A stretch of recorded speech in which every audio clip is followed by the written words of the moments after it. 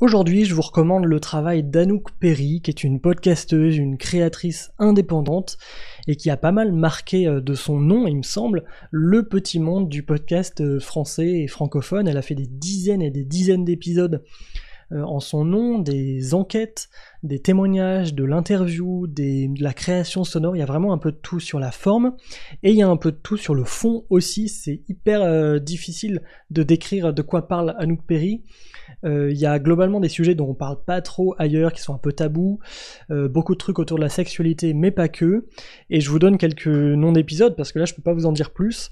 On avait la malédiction des Kevin, une enquête audio, la première fois, et juste après, 300 personnes qui ne rient pas, le festival du malaise, dans la tête des fans, enquête paranormale, le Tour de France du cul, bien sûr, l'emmerde infernale.